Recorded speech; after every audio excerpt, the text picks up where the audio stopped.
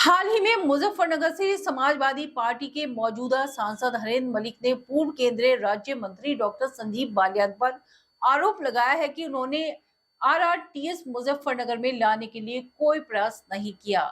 यह सभी दावे झूठे हैं। इसको लेकर पूर्व केंद्रीय राज्य मंत्री डॉक्टर संजीव बालियान ने प्रेस कॉन्फ्रेंस करते हुए पूर्व केंद्रीय राज्य मंत्री डॉक्टर संजीव बालियान ने पत्रकारों के सामने बात रखते हुए बताया कि मैंने आईआरटीसी के लिए प्रस्ताव भेजा था और उसका डीपीआर भी बनकर तैयार हो चुका है। डीपीआर की प्रेजेंटेशन मेरे समक्ष और प्रदेश सरकार के समक्ष हो चुकी है। पिछले 3 से 4 साल में जो पत्र मैंने शासन और प्रशासन को लिखे हैं वे सभी मीडिया के लोगों को दिए हैं, जिससे यह सिद्ध होता है कि मेरे द्वारा प्रस्ताव बहुत पहले भेजा जा चुका है।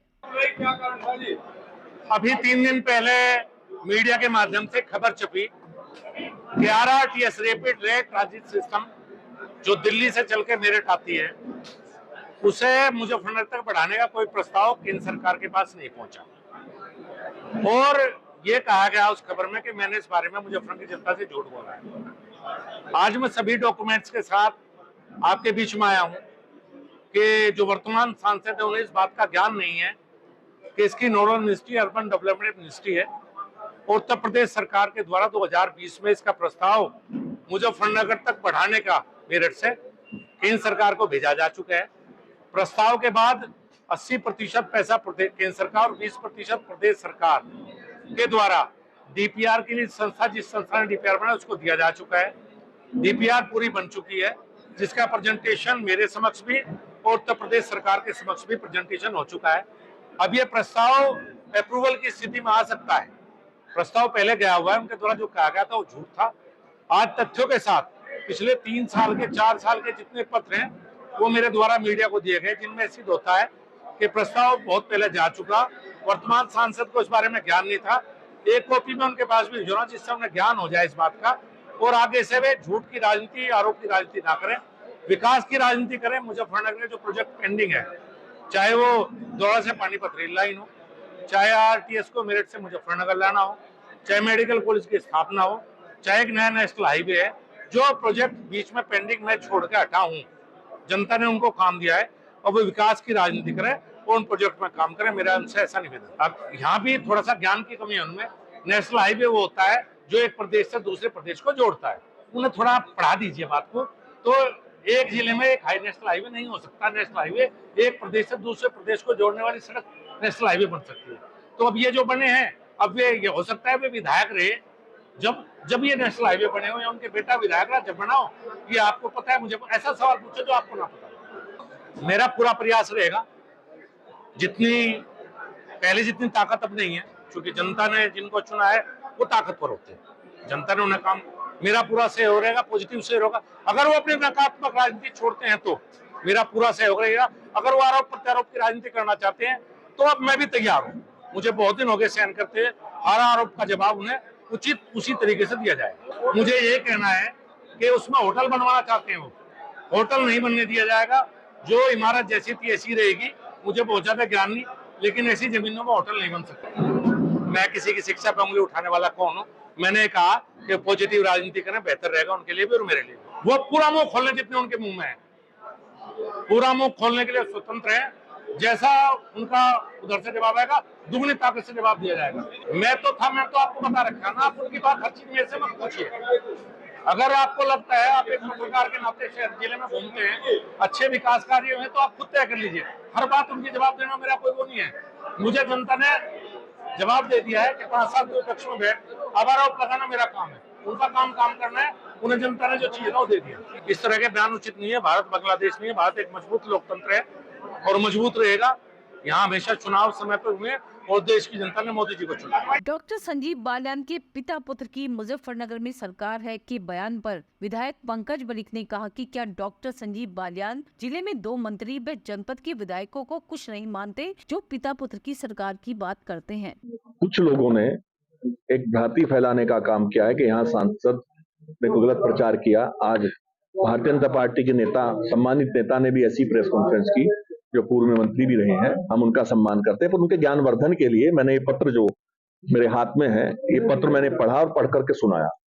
इसमें साफ साफ लिखा है कि हरेंद्र सिंह मलिक सांसद जी ने जो सदन में आवाज उठाई, उसका ये जवाब है सरकार की ओर से। क्वेश्चन अवर जो 0 ओवर जो होता है उसमें उन्होंने उठाया था। तो इसी के संदर्भ में जो रैपिड रेल की बात थी वो सारी बातें मैंने आपको बताई है, और हम साफ साफ ये कहना चाहते हैं कि हमारी प्राथमिकता मुजफ्फरनगर का विकास है।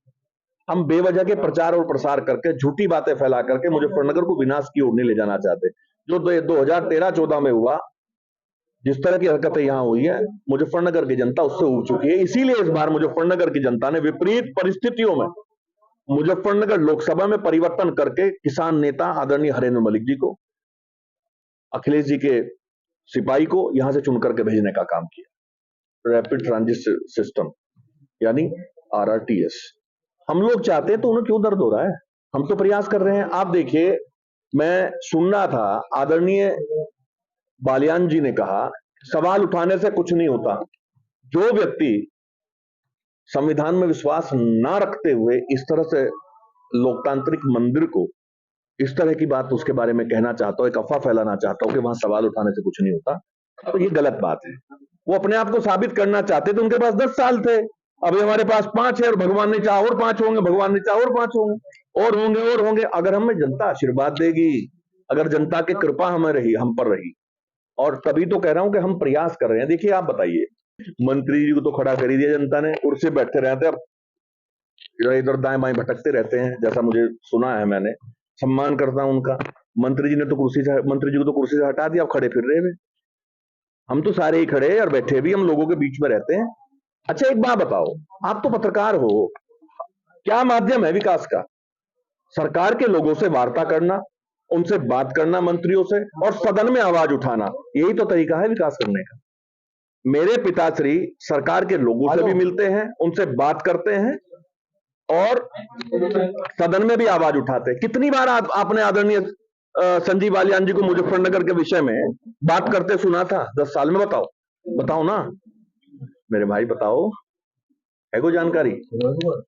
कहां गया विकास? भाग गया कहीं, वो दिखता तो नहीं। विकास कहां है? अपने किसी समर्थक की बात कर रहे हैं क्या भैया? विकास का मतलब क्या? देखो, मैं फिर बता रहा हूं, आदरणीय स्वर्गीय चौधरी अजीत सिंह जी को मैं नमन करता हूं। उनकी एक योजना थी, उनकी प्लानिंग थी कि उन्होंने यहां शुगर मिलों के निर्माण कराए। मेरे पिताजी उनसे मिले, पूरा प्रयास किया, प्रयास करके 27 में शुगर मिल का निर्माण कराने का काम किया, और उस समय महेंद्र सिंह टिकैत साहब का भी आशीर्वाद लेकर के इस काम को किया। आप बताइए, जितना बड़ा रोजगार उस समय मिला, और हरेंद्र मलिक की यही पहचान है कि उन्होंने बहुत सारे लोगों को रोजगार देने का काम किया। आप लिस्ट दे दें, मैं लिस्ट दे दूंगा। मेरी तो लिस्ट, आधे लोग तो जो हमारे साथ थे वो आज बहुत उन्नति कर गए हैं। एक आध तो उनका एडवाइजर बना है, संजीव जी का। मेरा कहने का ये मतलब है, अच्छे काम करने चाहिए, हमने किए हैं, तभी जनता हमें बार बार आशीर्वाद देने का काम करिए। और विपरीत परिस्थितियों में आदरणीय संजीव जी 10 साल सत्ता में रहे, हम तो एक बार भी नहीं रहे। बताओ, रहे क्या सचिन जी? हम तो सत्ता में नहीं रहे, फिर भी 3 बार मुझे जिता दिया। कोई मेरे हाथ में कोई झाड़ फूक का काम तो मैं करता नहीं। मेहनत करते हैं, लोगों के बीच में रहते हैं, और जनता को बड़ा मानते हैं, अपना परिवार मानते हैं, और जनता के आशीर्वाद को, जनता की कृपा को हमेशा हम अपने मन में रखते हैं। इसीलिए हमें अहंकार नहीं आता।